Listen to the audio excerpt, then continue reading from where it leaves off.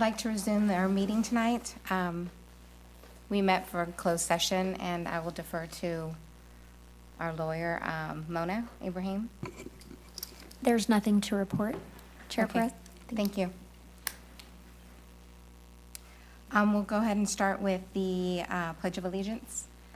So, Commissioner Austin, would you lead us? I pledge allegiance to the flag of the United States of America and to the republic for which it stands, one nation, under God, indivisible, with liberty and justice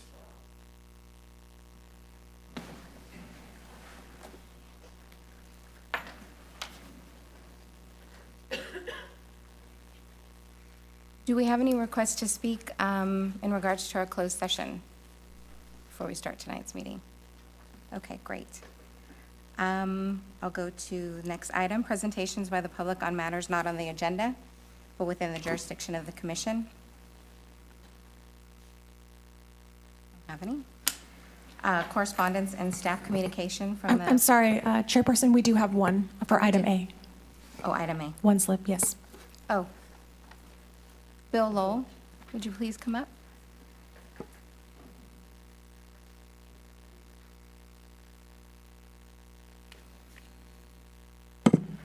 Thank you, Madam Chair. William Lowell, West Sacramento, for the record. I noticed we still haven't got a replacement snack bar across the street. And I was just thinking, I'm having a hard time trying to find a place that carries a soft drink choice containing neither sugar nor caffeine nor grapefruit juice, which is those kind of things I have to avoid, and I'm sure there's a lot of other senior citizens that have to avoid that, but I noticed they have one over at Taco Bell called So Be Lean, put out by Pepsi, and hey, let's get one of those over here if nothing else. And I've mentioned this, the next point, to the city council over the years, probably a couple of dozen times, and that is our speaker system. We just have this speaker plus your speakers. We don't have extension speakers out above where the audience sits like they do over at the Sacramento City Council Hall.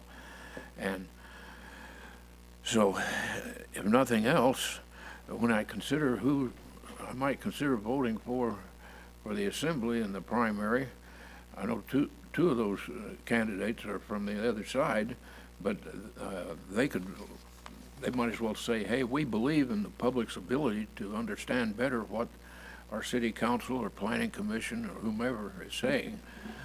And too often our city council members are either whispering among themselves. They think I'm hard of hearing, but I don't have any problem hearing what they say over at the Sacramento Regional Transit meetings or the Yolo bus meetings or the County Department of Employment and Social Services. So like I say, I think we should definitely do a study and make recommendations for extension speakers so that our audience can better understand what you folks and our city council and other leaders are saying. And I will let it go at that. Thank you. Thank you, Mr. Lowell. Can I ask something of staff? Sure. David, I believe there are speakers up there. Perhaps maybe we just make sure that they're turned on. Yeah, we can communicate with our sort of the wizard behind the scenes back there to make sure the speakers or everything is operating properly. Oh, thank you. Good seeing you again, Bill. We'll go on to item B, correspondence and staff communication from the Planning Commission Secretary. Yes, thank you, Chair Perez. Two items to note for you briefly. You should have a memorandum from Kathy Allen in front of you regarding item number 3. This was a letter that we received after your packets were produced for you. And then secondly, I would encourage all of you to view the council meeting stream online from last night's meeting if you didn't see it already.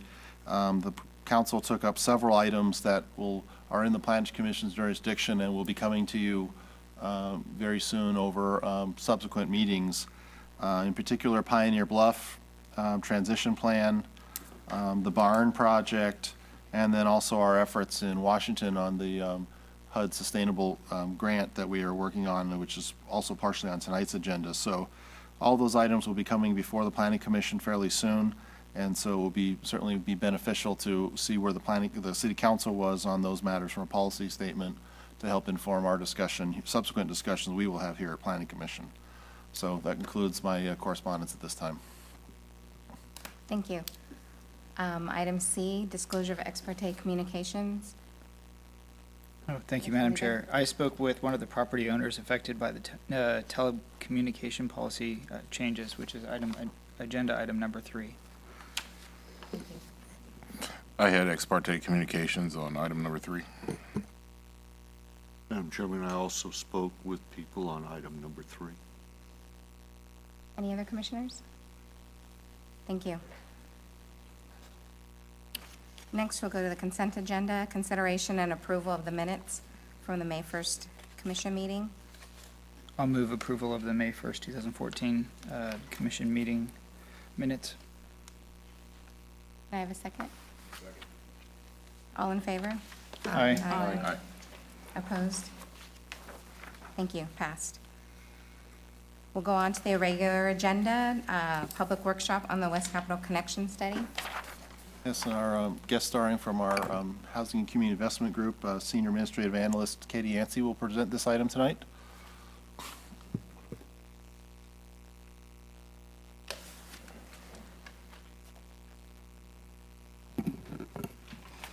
Good evening. Thank you for having the opportunity to present some of the work that we've been undertaking with the Sustainable Communities HUD grant.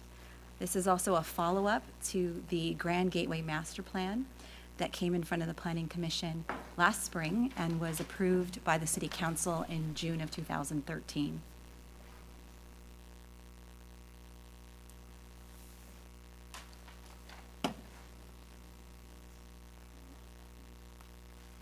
This is an overview map of the area that was affected by the Grand Gateway Master Plan area. The Grand Gateway Master Plan area was 3 publicly owned parcels that were covered by 3 separate planning documents that did not cohesively mingle together for a single mixed-use development. We received a $100,000 infill streamlining grant to do this project, and we prepared a document that included new streetscape design standards, new frontage standards, new density model, new parking standards that were designed to guide this development project. Its focus was on the relationship between mixed-use development and enhanced connectivity, and how streetscapes can inform how build-out will occur, and the relationship between the public and private realm. The objective was to create a transit-oriented development area, since the project was going to be along the streetcar line. This was the selected mixed-use development alignment that the council had picked.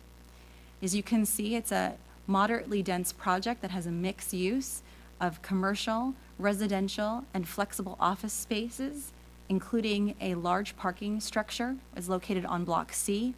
Block D is an affordable housing project that's being constructed as part of the Prop 1C obligation for the Bridge District improvements. The enhanced connectivity that was studied looked to bring the Civic Center and the Bridge District and the Washington neighborhood closer together, sought to find new routes of both pedestrian, bicycle traffic, as well as vehicular traffic, looked at mid-block crossings, the interaction with streetcar, and how we could enhance the overall movement of people and goods through the area. We looked at new bicycle trails and the creation of parklets that allowed for outdoor open space areas in an urban environment. Following the completion of the Grand Gateway Master Plan, the city received a $400,000 Community Challenge grant from the federal government. In-kind work is also going to cover $300,000 of the work that's being done. And using CDBG funds, we will have a total of almost $800,000 that we'll be committing to updating the Washington specific plan analysis. The purpose of this grant is to provide a comprehensive analysis of the infill project area and to guide urban development that reduces vehicle miles traveled and creates a new walkable community amongst the existing context. There'll be 2 final deliverables with the with the community sustainable grant, a transit-oriented development strategy that allows for transit needs to be considered, infill opportunities, neighborhood preservation, as well as a complete community strategy that's focused on quality of life issues.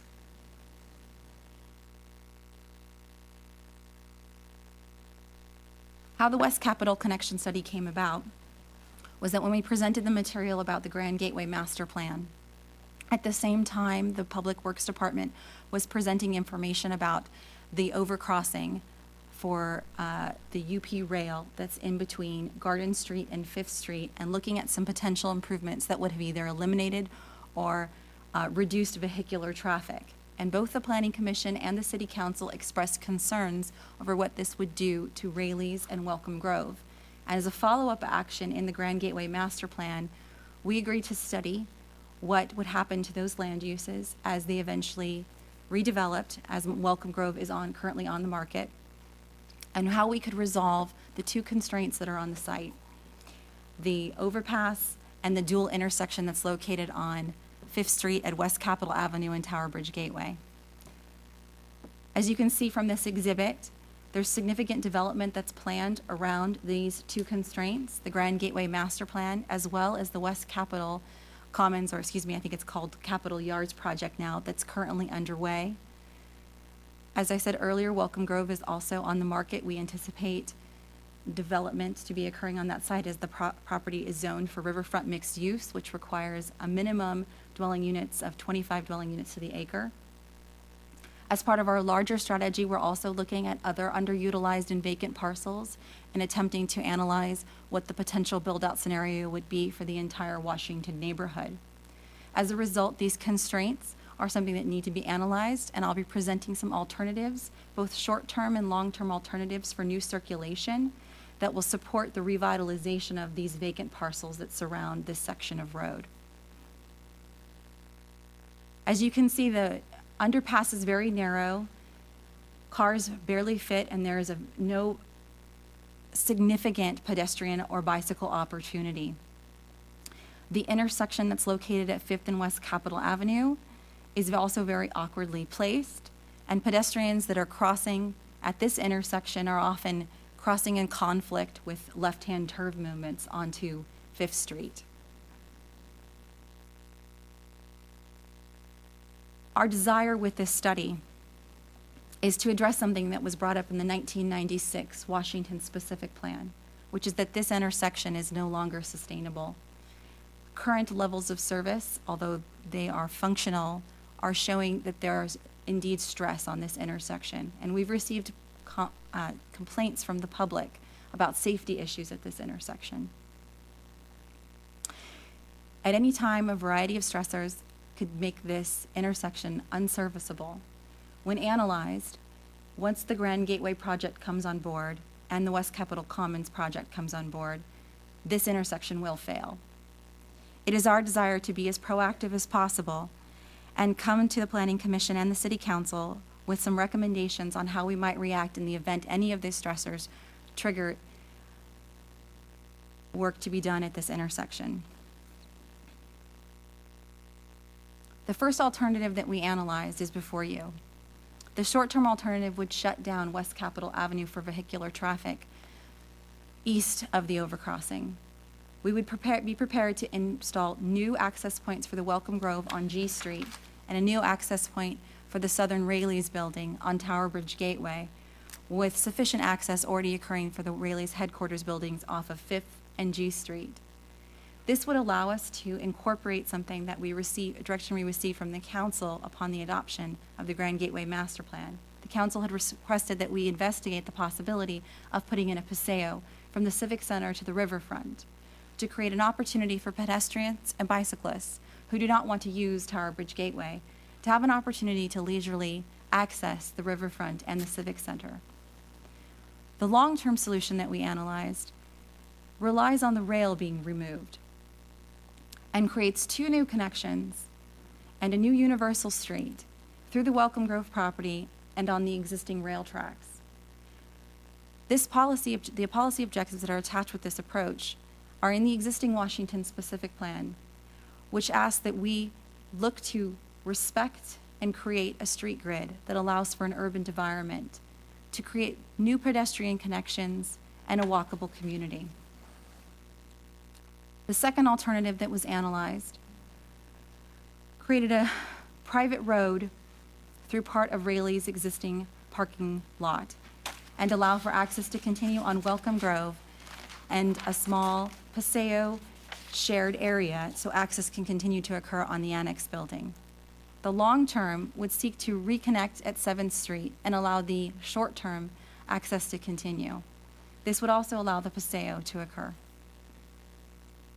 Alternative C reconnects 6th Street into an L-shaped roadway, local serving roadway at a right-in, right-out intersection onto 5th Street, also allowing the Paseo to continue. We reconnect at 7th Street, similar to alternative B. These alternatives were studied.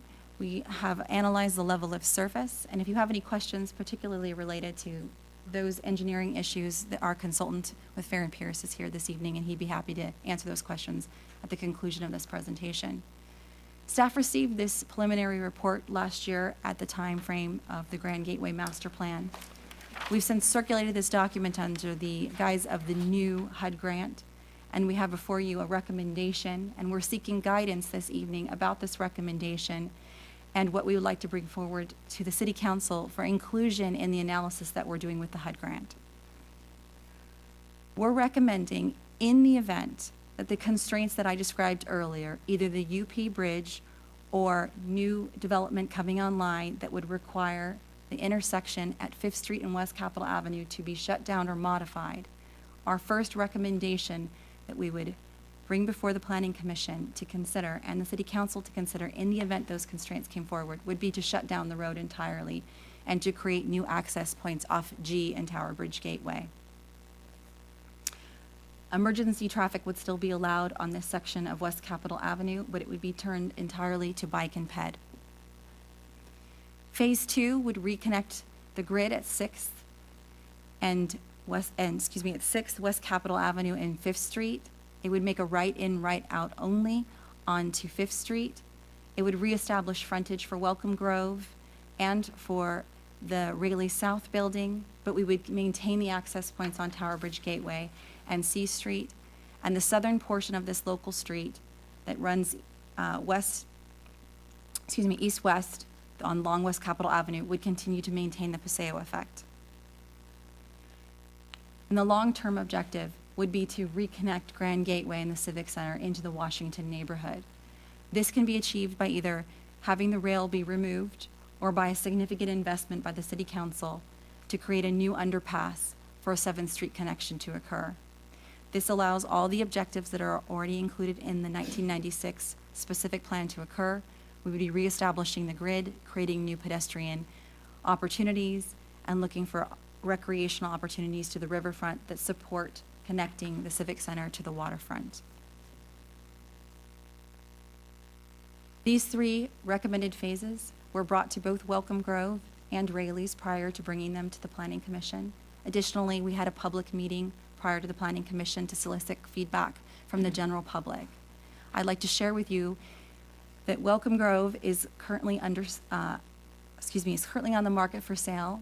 We've met both with the current owner and the broker. The current owner has some concerns about carving up the parcel. They feel like this configuration that's in front of you may diminish the value of their site. Additionally, the broker has also expressed some concerns about this configuration because they're uncertain what they might be marketing this site for. Rayleigh's has expressed some concerns about their parking, but we feel confident that we can work through an alternative with them that would satisfy both our urban parking standards and meet their current needs. Our next step is to bring this presentation to the City Council and solicit their feedback. We're also looking to have them reiterate their direction as it relates to the Paseo concept that they brought forward with the adoption of the Grand Gateway Master Plan. In addition, to revisit this issue related to the UP Bridge and the improvements that may be necessary in order for it to be seismically retrofitted. The council never took any formal action about those expenditures. And the timing for that is, in your word, amorphous, and we're not sure when those improvements will happen. But we'd like the council to give us some direction on how they would like us to proceed in analyzing this with the HUD grant work. We'll return to EDAC, the Planning Commission, the City Council in June and July, once we receive that direction from the City Council, with an overall base map and a discussion of how streetcar works with these improvements. That concludes my presentation. Thank you for your patience. I'm available for any questions if you have them.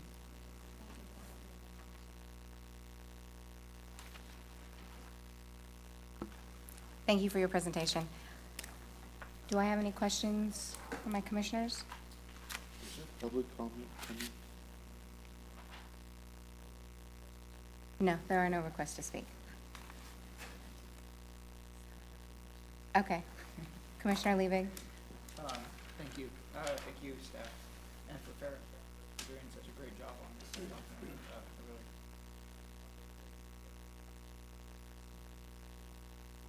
And I did the same thing. Thank you, Fair and Pers, for the work on the document, and to staff for their presentation. I really like the idea of the Paseo concept, so I want to make sure that we do maintain that. Can staff explain to me why the modifications for the railroad overcrossing seem to be on the city shoulders and not the railroad's responsibility for updating that bridge and allowing traffic? I would be happy to give that my best efforts. It is my understanding that the agreement that exists with Union Pacific or the port, and again, I apologize for being a bit fuzzy on this detail, that is a structure that it's actually owned by the city, and the responsibility of those improvements being done would be on the city's shoulders.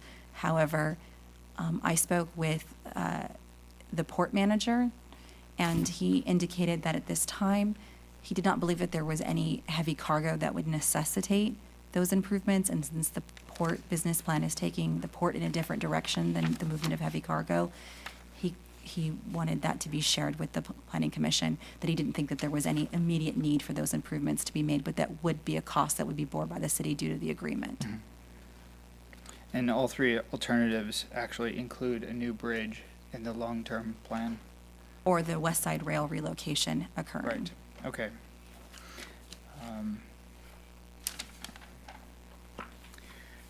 I have some other comments. To get onto that Paseo concept, the one that, I'm on alternative A, the one that comes from 7th Street, and this is I'm sorry, it's not a Paseo, this is the Universal Street. It would appear to me that actually this could be done on the short term as well to help connectivity. Almost maintain a grid, but it's a universal street. Smaller street would be more pedestrian bike friendly and could easily be tied into the short-term connections. Oh, long-term. The Welcome Grove has a hotel there in between Rayleigh's North and the park. In two of the alternatives, that hotel would have to go away. Is that correct? The conceptual drawings show that, but we haven't done any engineering work, so I couldn't tell you exactly if it has to go away.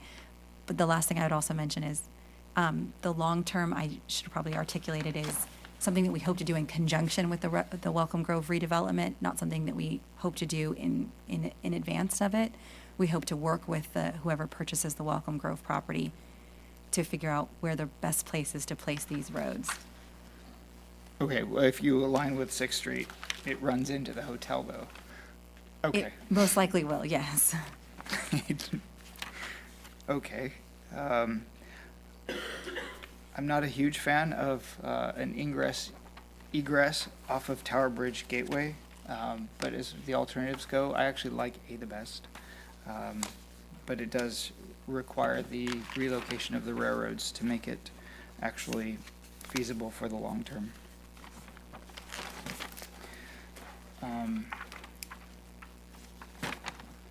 B doesn't make a whole lot of sense to me, and alternative C is almost replacing what we have with some additions, but that the intersection at Fifth and West Capitol, right near Tower Bridge Gateway, that would maintain, or that would stay there, right? Or It would be limited to right in, right out only traffic. gotcha. Okay, thank you. Any other commissioners? Okay, Commissioner. I guess I've talked to a few people over in that Broderick area, and there's very little conversation being held with those people. Have you had workshops with all these people over there? Because they're feeling like you're just cutting them out. You mean Washington? Washington neighborhood, whatever you want to call it over there? We had a public meeting before this You planning invited commission. everybody from that area to it? We did, sir. They didn't, the people I talked to never got notified of it over in that area. They're very concerned that you're cutting off their access to West Capitol Avenue. And of course, if they want to take a bicycle or walk, they can go, but there's no real way of getting to West Capitol without going all the way out and around.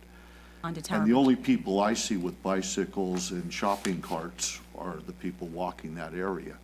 And that doesn't seem like the kind of people you want to put into a new subdivision, or people with shopping carts. I'm just trying to figure out, and I was kind of back to what Russ was talking about. If we have a railroad that it's not safe for the people to drive their car under, and that's part of the premise that you're using to get rid of it, why would we let people walk under it? I'm going to address the last part of what you said first, if Okay, that's fine. okay. So in relationship to the bridge, the UP bridge, it will need to be seismically retrofitted if additional heavy cargo goes across it. At this time, we are not anticipating that those improvements will be needed. If they do become needed, the city would be in a position that they would have to make those improvements. Those improvements would eliminate vehicular traffic. I don't believe that the structure is necessarily unsafe. It is just not sufficient for the type of weight that the cargo would allow to go over it. And I think, Commissioner Moore, the other issue with that is the current undercrossing is already substandard. It does not accommodate bicycles or pedestrians under the current, Well, structure. there's a sidewalk there. As well, and it's narrow. I don't believe it even meets the minimum, clearance that the fire department needs. So it's sort of substandard to begin with, and if those seismic improvements were ever needed to be made to sort of buttress that facility, there's just no more room left underneath. And, I guess kind of my comment was, if you're not going to be able to put a car underneath there, I'd rather see us block it off completely so nobody could get through there, because to have people going with shopping carts back and forth in that area doesn't seem like we're improving the area. But I'm still very concerned that the people in that vicinity out there just aren't notified what we're trying to do. I think there's good things about every program you put out. So the right turn only off of, West Capitol Avenue, that would make it a little easier maybe for people to deal with. But you got to kind of have an alternative somewhere, and I'm not sure how we get to 6th Street easily. I mean, there's the talk that Welcome Grove's for sale. Everything's for sale for the right price. So that's true. It has been for years, been for sale for the right price. My concern is Rayleigh's is moving out of that one office across the street, and I'm wondering if they're concerned about what we're doing here. That, We, as I indicated earlier, we met with Rayleigh's. They're concerned about their parking right? for their main headquarters building. Well, they moved the headquarters, they're going to move that office over. They're their vacating store. the southern Right. building. So, I'm hoping that we're talking to them. I'm more concerned about the neighbors who are saying that we're not communicating with them very well before we make a final decision, because they're feeling the gist I got of their conversation was, if we don't have West Capitol Avenue, how do we participate in the city? How do we get over there? We have to go to, Cagle or Jefferson Boulevard to get back into the city. It seemed like it was very cumbersome for them.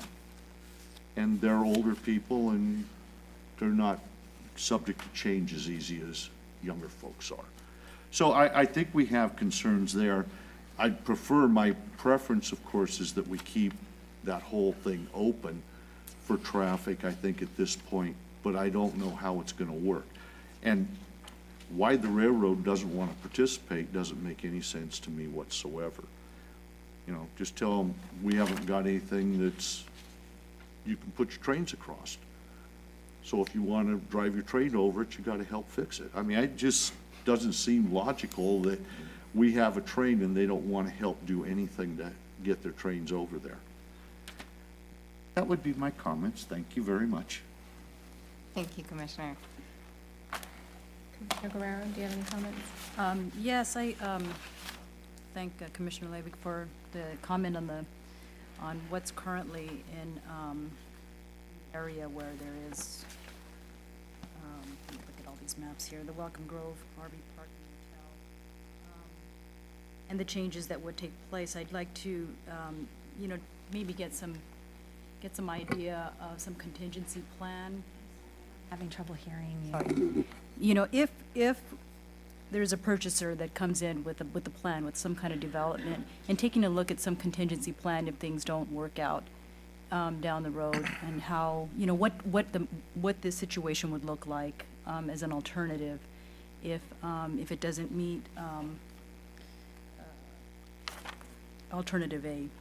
Because I do like alternative A the best, and mainly because it meets, I have to flip through all the pages here. It meets our purpose and goals of improving bicycle and pedestrian facilities and improving access to the venues there that we're looking to improve, the Riverwalk and what we're planning on doing then.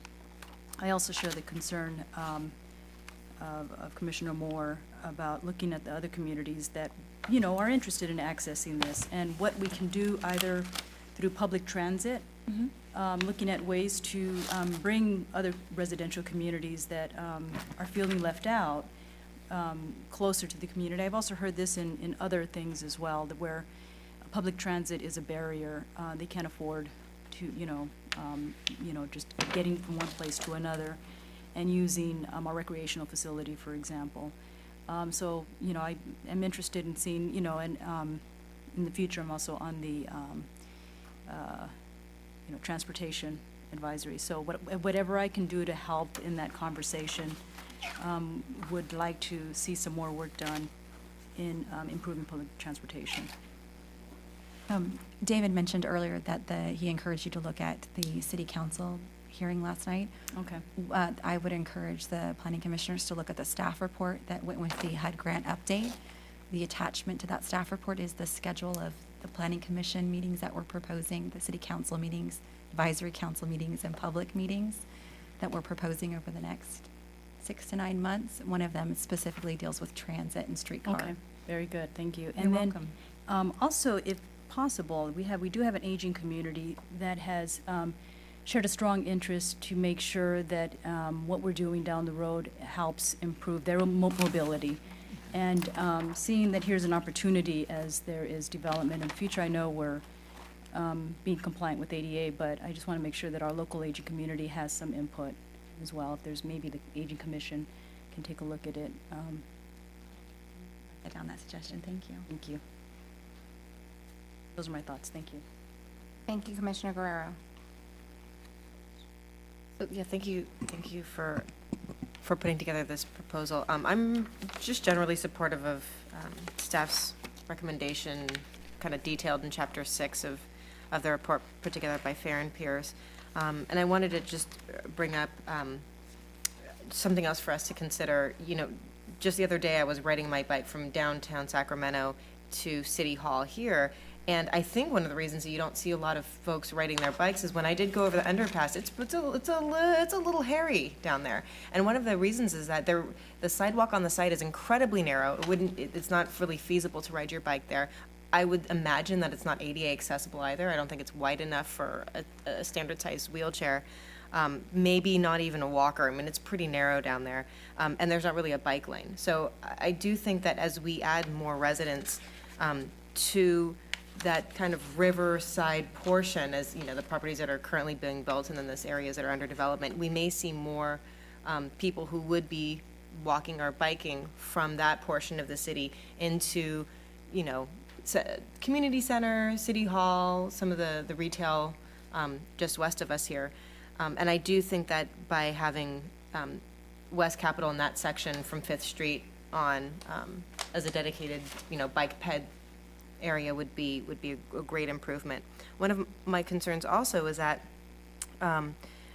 as we're talking about adding, dozens of households just with the project that's currently under construction right across Fifth Street, and that intersection is incredibly awkward. So I agree. I'm very concerned, and I'm glad that we're getting this addressed. I'm very concerned about simple things like when you have a River Cats game, people are parking and walking, and people are living and working in that intersection. It's really, really awkward. So I'm hoping that we can get this, and it looks like we're moving forward. We're doing the planning now, but hopefully we can get the short-term portion addressed relatively quickly. But so that's my input just from the pedestrian bike and ped aspect. But otherwise, I'm happy with recommendation of staff. Thank you, Commissioner Austin. Commissioner Gill. I would like to thank staff also. My only comment is everybody else is concerned about the bridge underpass. Even now, driving up Fifth towards Tower Bridge, I hardly ever take the West Capitol Avenue shortcut, like if I'm coming, into town. I always go up to the Tower Bridge Gateway and then around to Garden, just because it's more aptly lit, and there are people that walk down there, especially at night, and so it is concerning, driving. So I do support that. I hope that our recommendations will give you a little, or comments, and will give you a little more information on how to proceed forward.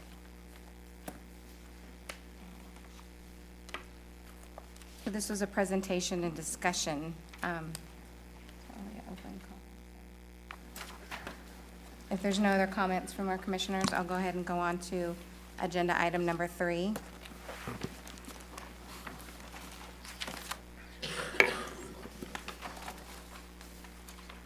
Public hearing and adoption of ordinance 14-1 PC regarding minor updates to the wireless telecommunications facility policy.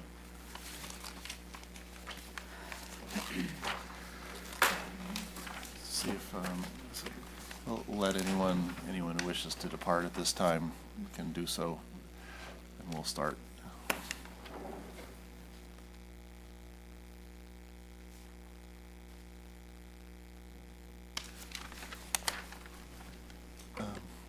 Associate Planner Kathy Island will present this item. Good evening, Chair Perez and members of the Commission. On May 1st, staff presented draft changes to the wireless policy in a workshop format. The changes were brought forward to address issues with the policy that were discovered during review of 2 new wireless projects, which are the first wireless projects submitted since the policy was revised last fall. Issues with the current policy center around Section G, which centers on prohibited facilities. Specifically, this section prohibits facilities which are not set back at least twice the height of the tower to the nearest residential property line.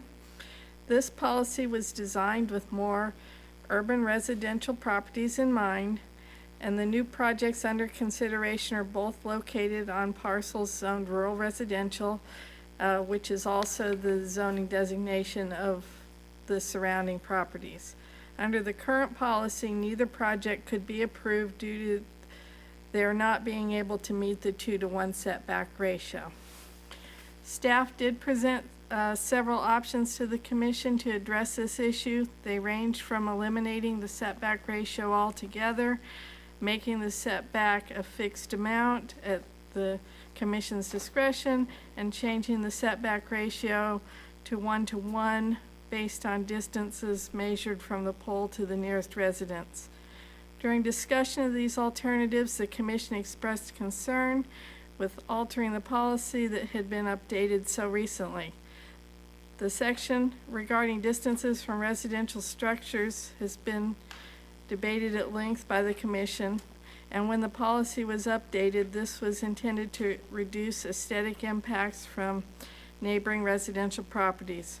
Members of the commission were reluctant to change this portion of the policy as it had been thoroughly vetted when we changed the policy last fall.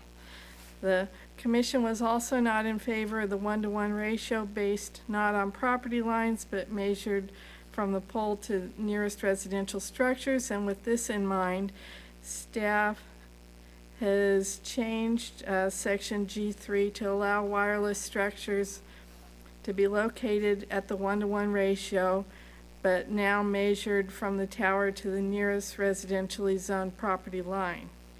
This would still allow a setback from residential properties and could help discourage encroachment of wireless facilities in residential neighborhoods. In thinking about this after the public workshop that we had, staff has also prepared an alternative recommendation for the commission. There are situations where state and federal regulations are directly applicable and may preempt specific city standards so that those standards cannot apply.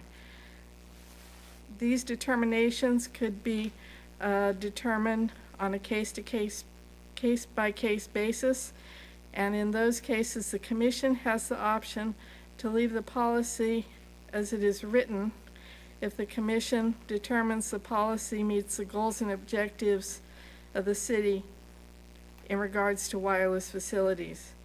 The policy and its application can't be applied if they do conflict with federal law, although any portions not in conflict may remain intact.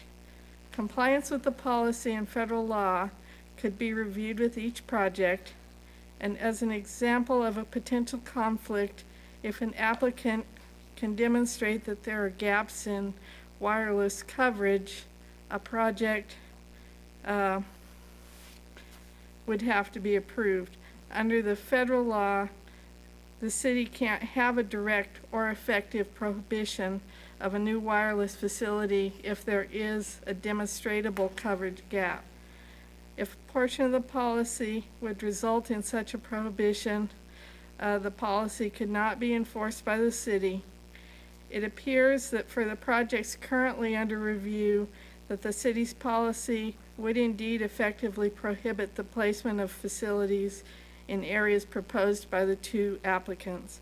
Therefore, in this situation, the city could require compliance with all portions of the policy with the exception of the setback requirement.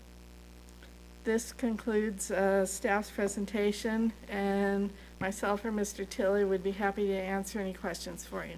Thank you, Kathy. Commissioners, do we have any questions for Kathy or Mr. Tilley? Are there requests to speak? Yes. I'll wait. Okay. I'll go ahead and open the public hearing, and first up to speak is Joe Parker.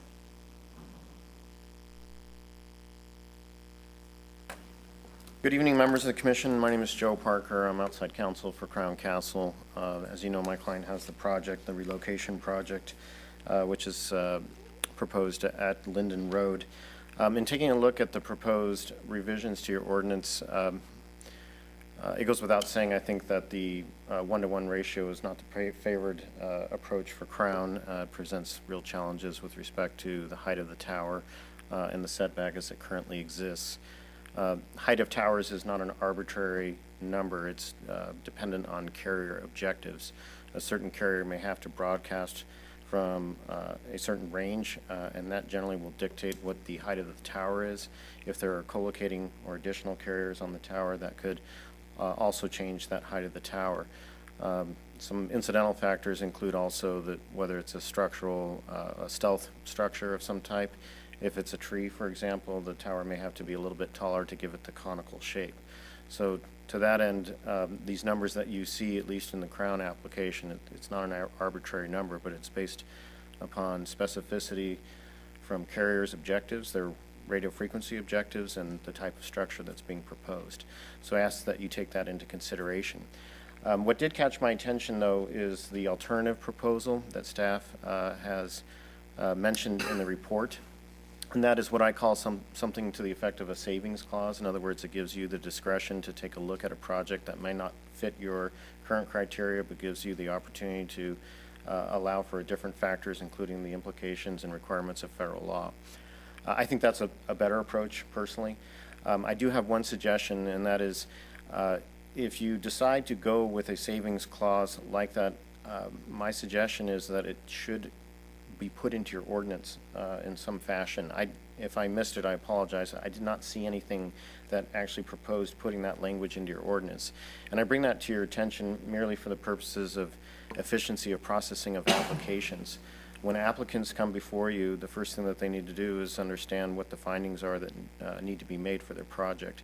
If that language isn't in there, there is the potential that there's going to be some confusion, and that is an applicant's going to look at it and say, well, we don't meet the criteria, and maybe go home.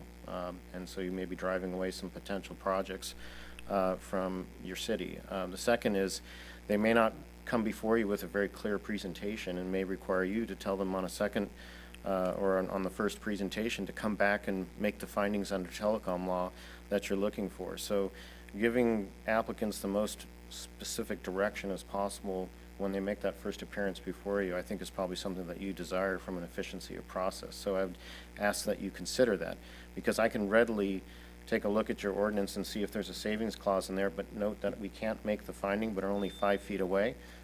Perhaps it's an easier objective that I can bring before you at that point. So thank you for your time. Thank you, Mr. Parker. John Sneed.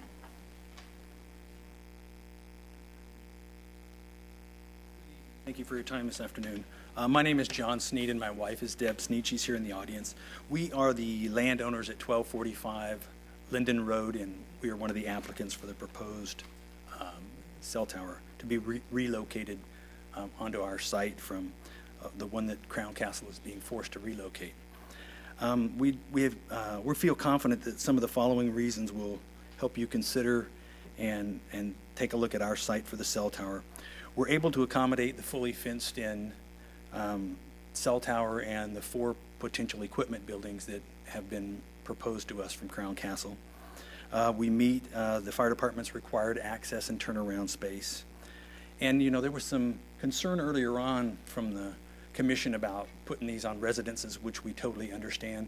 We invite the commission to come out to our property and take a look. It is a rural residence. We have many large trees on our property. The potential proposed cell tower on our property would be behind these trees, and you know, it would be buffered from some of our existing residences. We have a lot of empathy for our existing residences that are there, along with any other potential development that may come. We love this neighborhood. We have totally, you know, enjoyed being there. Our neighbors are in the audience. Our concern is that this potential relocated cell tower be not as intrusive as it possibly can be to any of our neighbors, because we totally enjoy the neighborhood and we want that to be. So we'd ask that you consider the existing neighbors and the distances of the location. Our potential proposed site is much further away, and it would be further away from the other applicant's site for where potential noise would come from. We do have empathy from the land developer that has purchased the barren property beside our home. We totally understand their position also. However, you know, down the road, if that property were to be developed, any homeowners that would be looking at that property would then have a choice to whether they buy or not. Not like existing property owners that are now there with the other applicant's proposal where the cell tower and all the equipment that goes along with, and right now that's proposed to be, at least on our site, 4 equipment buildings. Those would be right behind some existing homes in a much closer proximity than it would be on ours. So we invite you out. Please come out to our property. We'll not be trespassing. Take a look at our property and visualize where that can be.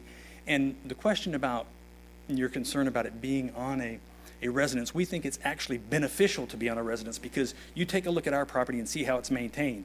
We live there. We're going to make sure that it stays maintained that way.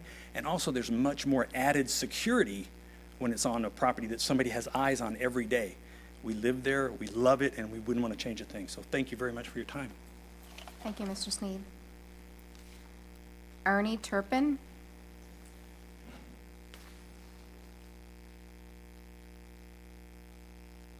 Commissioners, I live on a property at 1225. It's not designated anywhere. And my apologies, I'm using last meeting's paperwork because there was a satellite image on that one that shows where my property is. And in relation to that, it looks like an outbuilding or a barn right next to my property line, which it joins the Sneed property and the Hart property. And my disabled wife lives in that little house. It's a established home. It's a granny flat cottage, whatever you name it. And she lives there permanently since 2001. With her disability, she can't go up down the stairs at the main house to go to the bedrooms. And it would be right out her living room window to look at that tower on the Hart property. And with any of the equipment buildings that are there, I went to the established tower right now, and with the cooling fans turn on, if you're within 50 feet, it's very annoying. Each building has two 36-inch cooling fans that come on, intermittent times during the day or night when it's necessary. And it's, if you're within 50 feet, it's very annoying. 75 feet, it's just background noise. You don't really notice it. And with a 125-foot tower on this proposed on the Hart property, I don't see where the stakes are, the grade stake, I mean the survey stakes. I don't see how you could get one-to-one away from my property or my wife's residence and still meet those requirements. And my wife's property is 10 feet, her house is 10 feet from the property, my property line. So, thank you. That's my speech. Thank you. Rick Hart.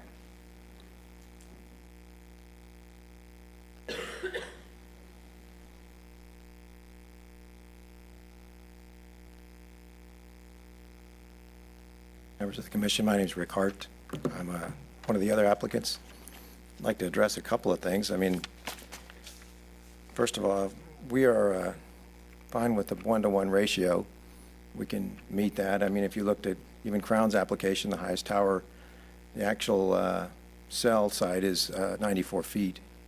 So we're 100 feet away. I'm not sure where the gentleman's house is, but I don't think he was here at the last meeting. Our plan is to enclose all the equipment in one building.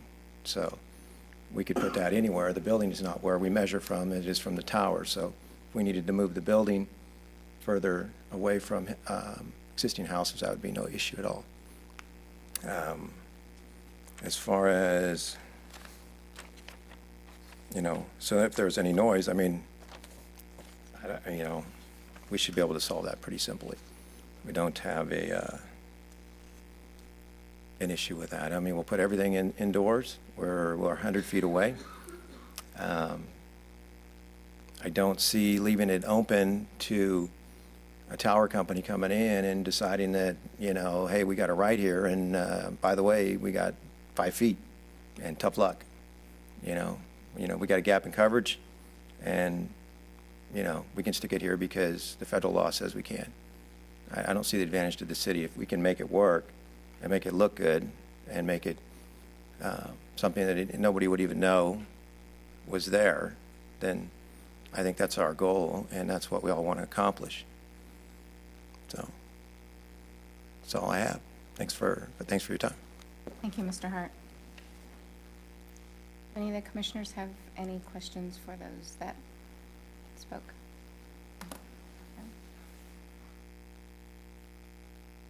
I'll go ahead and close the public hearing, and I will ask if any of the commissioners have any questions for staff now. Commissioner Galvin? Commissioner Austin? Commissioner Liebig? Good. course. But I only have one comment. Thank you, staff, for, again, working so diligently on this issue. I have a question, actually, for Mona. Is she still with us? I'm here, yes. Thank you. I'm sorry. It's just a bad location for me. Under the alternative recommendation, it's that clause that starts off there. I had the same question as Mr. Parker. Would it be to our advantage to put that at the end of the policy? And is that actually required in the policy? It's not required to be in there because whether it's in the policy or not, we do have to follow both federal and state law. However, we could take that, I think, sentence or two on the second page of the staff report and insert it into either the last sentence of Section A, purpose and intent, or B, authority.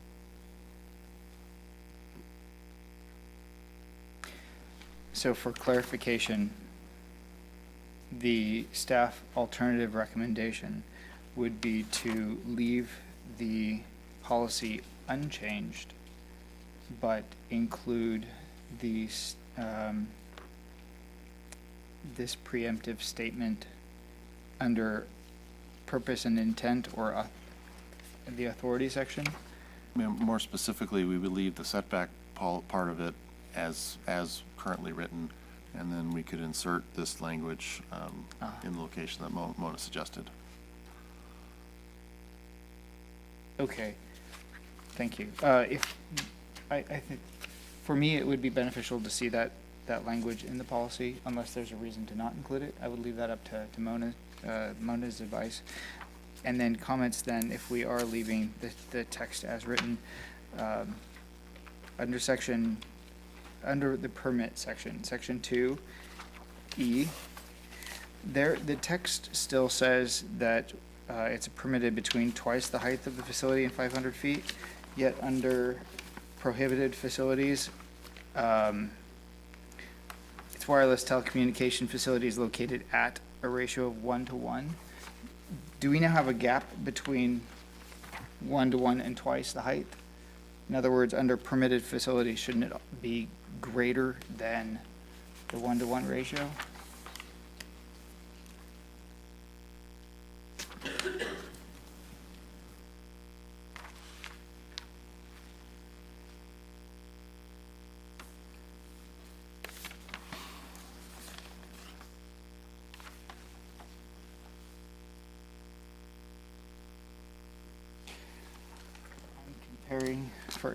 Sorry, I know we're flipping pages because these are on multiple pages.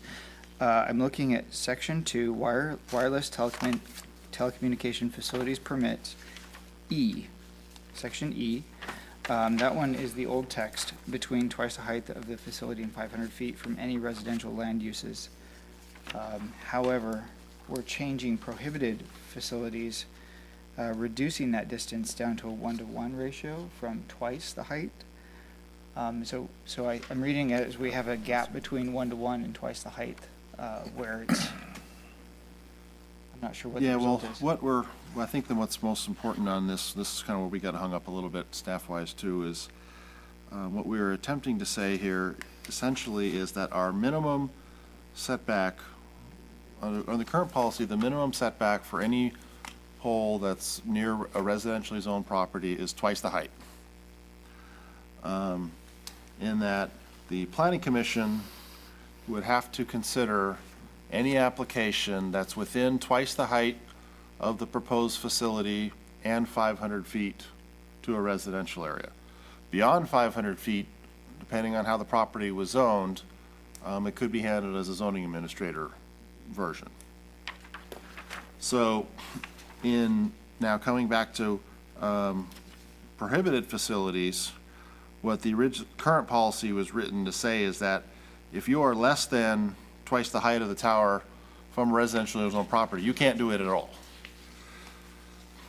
So what we were attempting to do here was, and I see where you're going now, Commissioner Liebig, what we were attempting to do is change that to essentially say, from instead of twice the height, to anything that's less than, 1:1.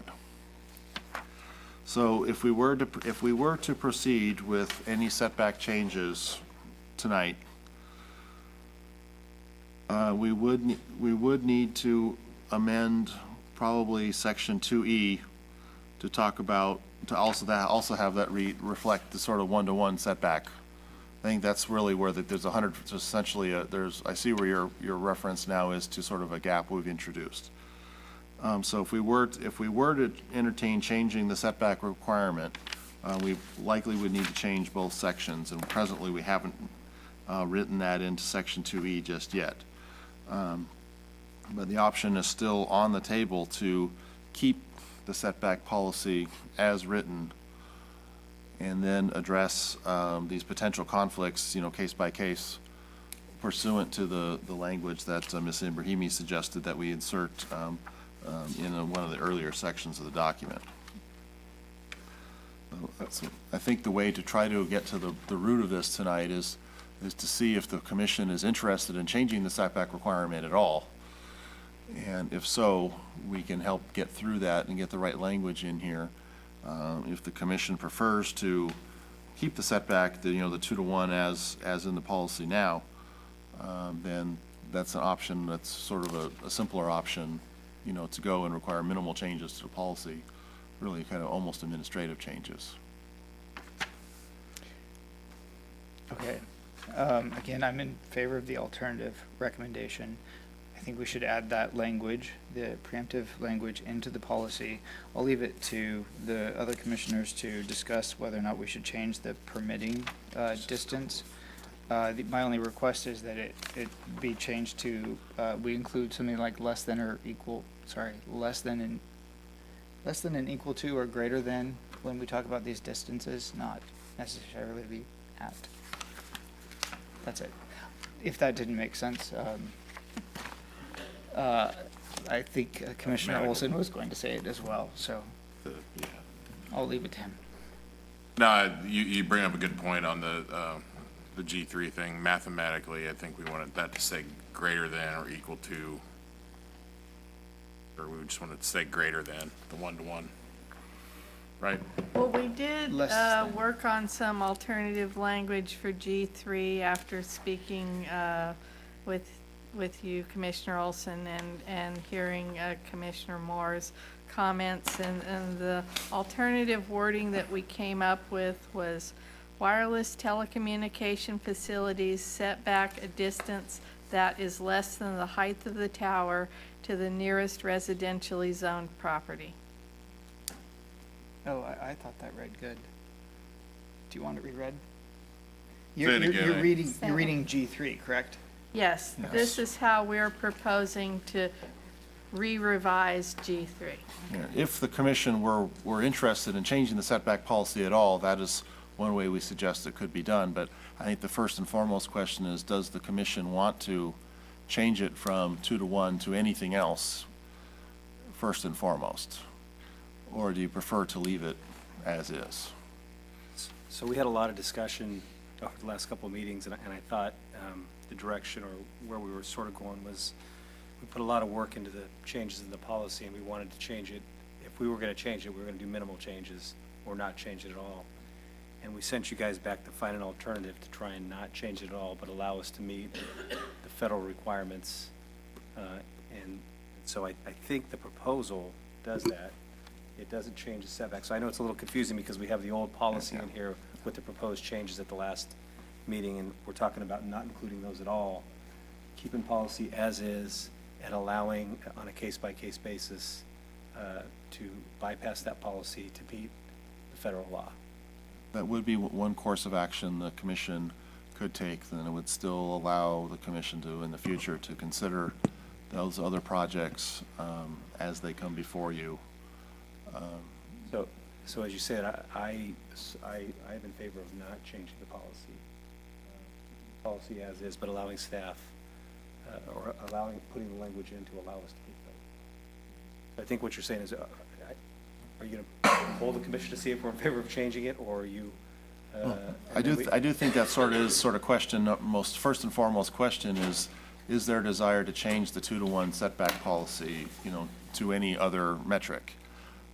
If not, then there is an option for where the commission could leave the policy essentially as is, and then still would be able to consider those projects when they come before you on their individual merits, recognizing that regardless of what the setback policy says, whether it's 2-to-1, 1-to-1, whatever, that there's still federal law that is applicable and that may preempt us regardless of what the policy might say based on a particular set of circumstances on a particular project.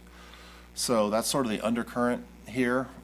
So we still see that there's a way to get to where we need to be, which is to be able to finally consider those projects and any ones that may come in the future. But regardless of changing the setback policy may not necessarily be the panacea that it may seem to be, because of how the federal law may apply based on real-world circumstances on any given project. So therefore, we do recommend, that we would keep the policy, as is, and then consider projects individually as they become before you. And to the extent that federal law preempts, then it preempts. Thank you. Before I take a motion for recommended action, do I have any other comments or questions? Yes. Commissioner Guerrero? Yes, I appreciate the public comment from the residents that have submitted a letter to us on the aesthetic appearance and the impact this has on them, and the research that folks have looked into, so that we, as we look forward in the future on these decisions, that we're taking into account that information. Thank you. Commissioner Moore? Yeah. Okay, could I get a motion? Commissioner Galvin? I recommend that we move forward as a 14. Staff's recommendation to not change the policy, but to take these on a case-by-case basis.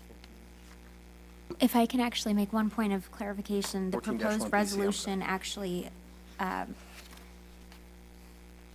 is regarding the red line changes that were made to the wireless policy. So if your wish is to move with the alternative, then the motion should be to move forward with the wireless telecommunications facility policy as it is drafted, with the addition of the alternative language under subsection A, purpose and intent. That's what I want to do. Well, but do we, just before we continue with this motion,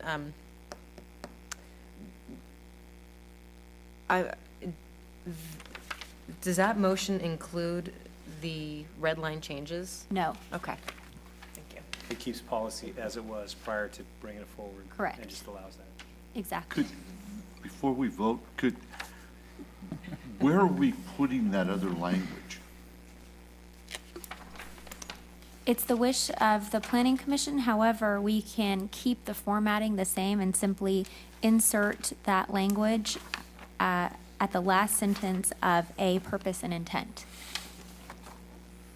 At the end of, The very first page, section Okay. A, purpose and intent. and what are we going to say there? The language would be that in any situation where state and/or federal law is directly applicable and preempts a specific city standard, that standard cannot be applied. This determination will be made on a case-by-case basis. Okay. We have a motion. Do we have a second? I'll second. Commissioner Levick, second. All in favor? Aye. Opposed? Do we need to take a roll call? Because it was a unanimous decision, we don't need to take a roll call Okay, vote. thank you. Just read the appeal procedure, please. Any interested party may appeal the decision of the Planning Commission in this matter to City Council tonight by filing a written appeal with the city clerk within 15 days of tonight's action, and the appeal must be accompanied by the appropriate filing fee. Thank you, Mr. Tilley. We'll go on to item number 4, public workshop on changes to the city's zoning ordinance regarding retail sales of firearms and ammunition. Mr. Tilley? Yes, thank you very much.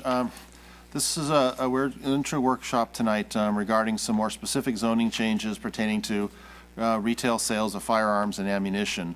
This particular matter did come before your commission at our prior meeting, and we had some direct general feedback from the commission. And so tonight we have a lot more specifics for you to consider, and especially in anticipation of a future public hearing on this particular item and then consideration for the city council.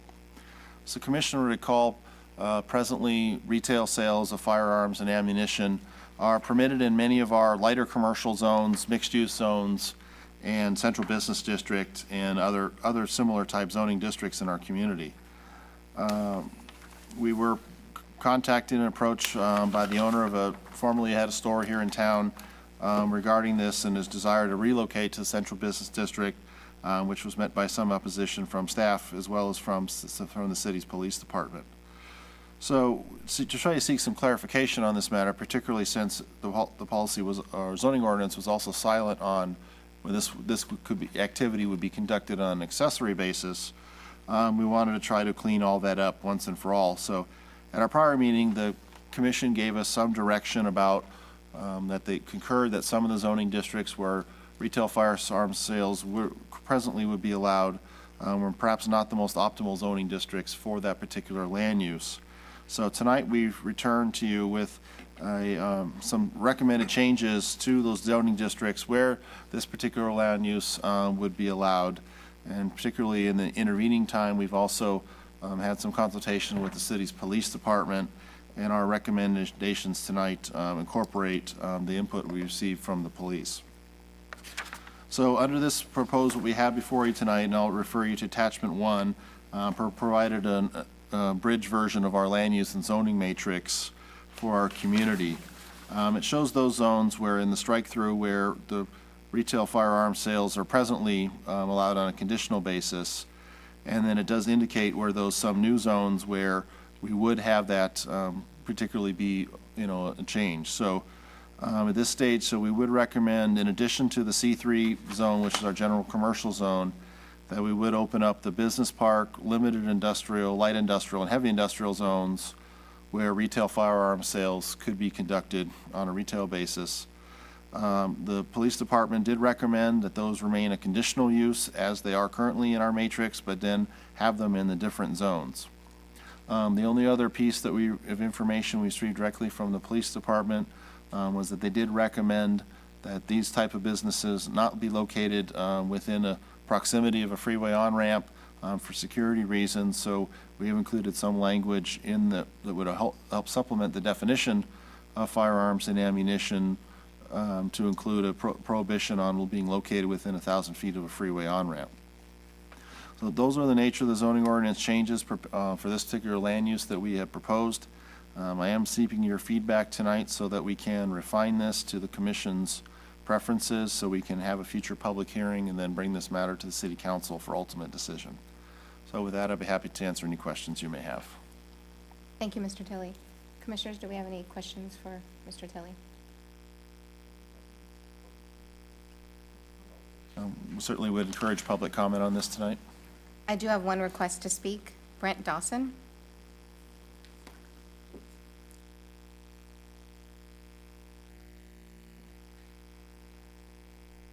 Good evening, Commission. As you may recall, we met back in April 3rd where I discussed, my dialogue that I opened with the city to discuss changes to the zoning and how it obviously affected an expansion or a establishment of firearms or retail firearms business within the city. I had the opportunity to meet with Mr. Tilley and Miss Charlene Hamilton following the April 3rd meeting, and I think it was a good dialogue where I got to hear some of the city's concerns or their concerns, as well as kind of educate them on some of the things I see from my point of view. I had a chance to look at the agenda report. I support it. I suppose the changes, and it also provides, I think, a better ability to find a better and more suitable location than I had once looked at over in the central business district. So from my end, it helps move my project forward, and I just want to say thanks to Mr. Tilley and Ms. Hamilton and to the Commission for considering these changes. Thank you. I have no other requests to speak. Do I have any other questions from the commissioners?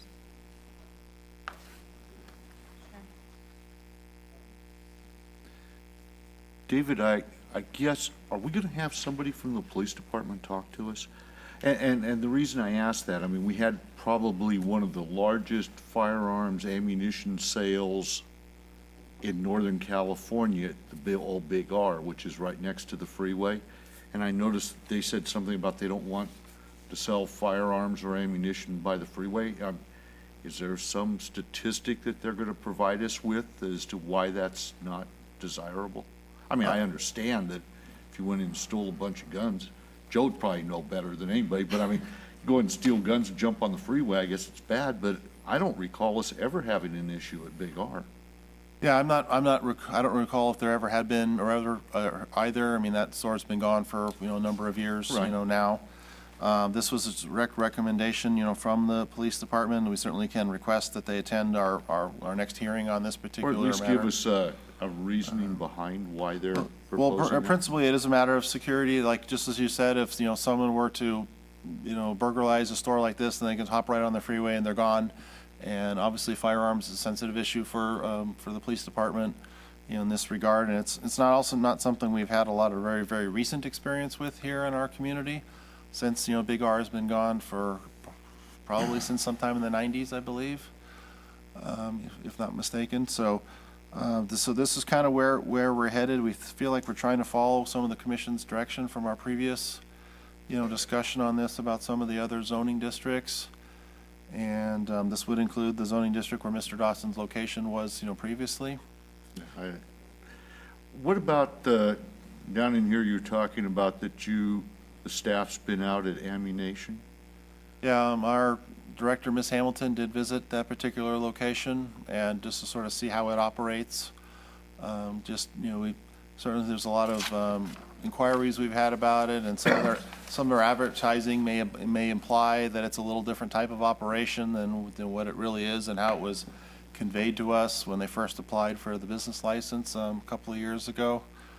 I mean, they have a business license to sell guns and ammunition and stuff. Well, they currently. do, and we put that in there sort of as the firearms broker concept that, the commission had taken up here, a few years ago. And one of the parts of that was that you weren't supposed to have any really inventory, on site.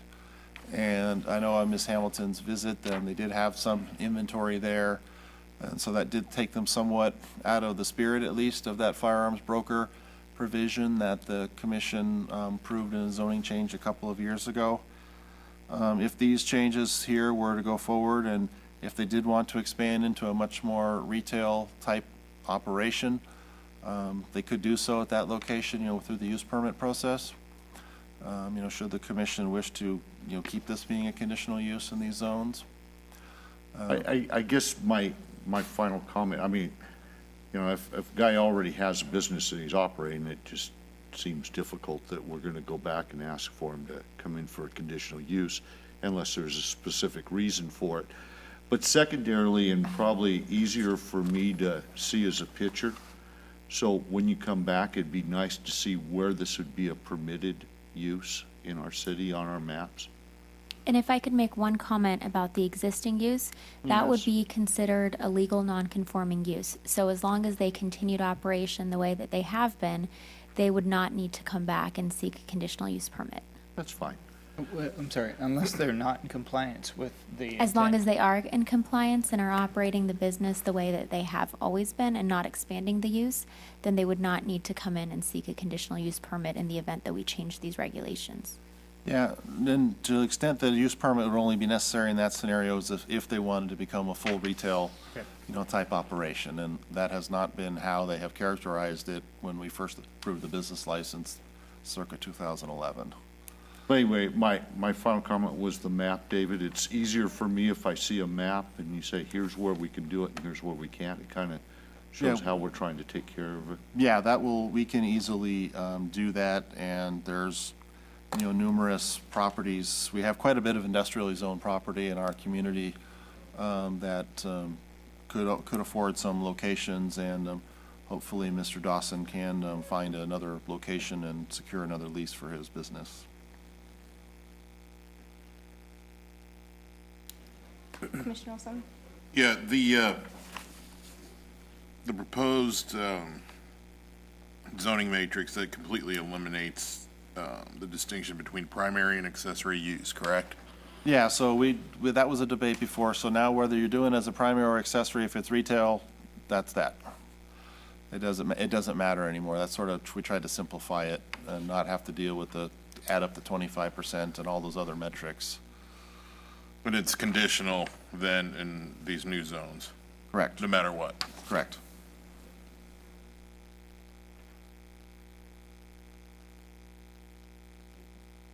Commissioner Levy?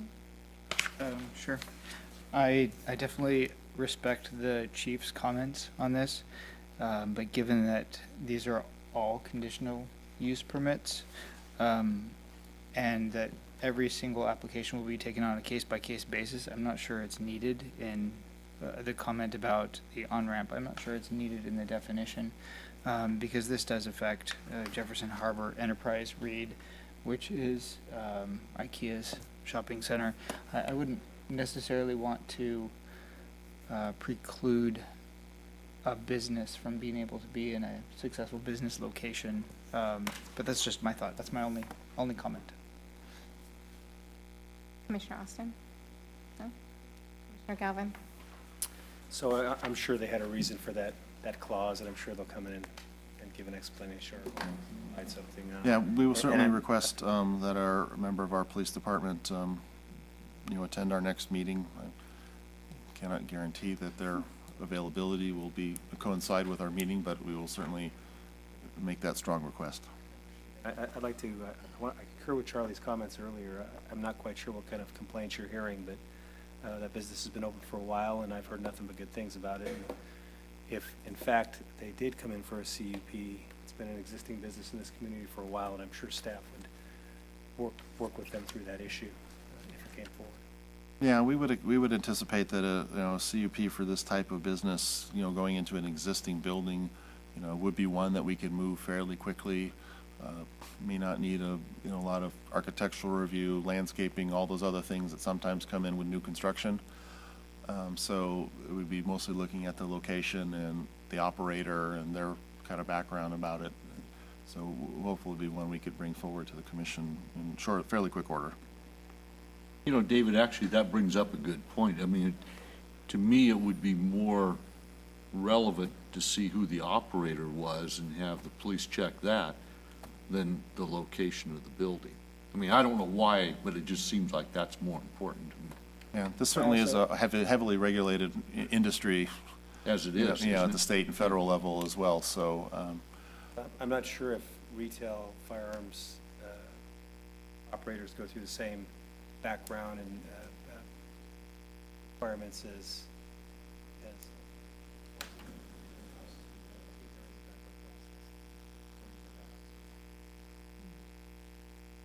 probably by DOJ and ATF. Yeah, that has been our experience with the handful of sort of firearms brokers, businesses that we have had come to town the last few years. Okay, so going forward, we have a suggestion of the map by Commissioner Moore, showing the different areas that we would require a conditional use permit, and a request for the police department to have a representative here for any questions we might have.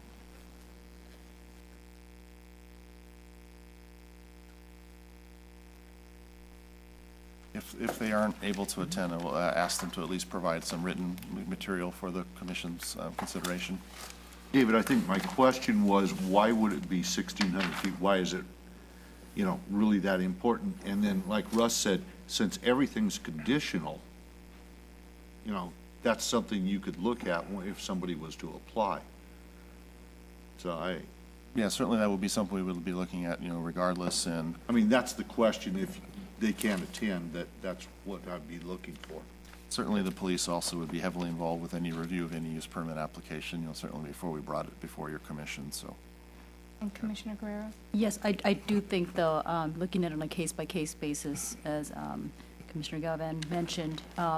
That, I think, would give us some more insight from the police department's point of view, what those concerns may be related to the setback requirement. But if it's broadly applied, it pretty much excludes our ability to make any, to have any discretion on this decision. And then looking at an opportunity for a business to develop, as Commissioner Liebig, mentioned, I would hesitate to unilaterally make that decision with that bullet without any background. So if they can provide any research or, anecdotal information would be helpful moving forward. Thank you. I'll go on to informal discussion. Do I have any? No? Motion to adjourn. Thank you. Meeting adjourned.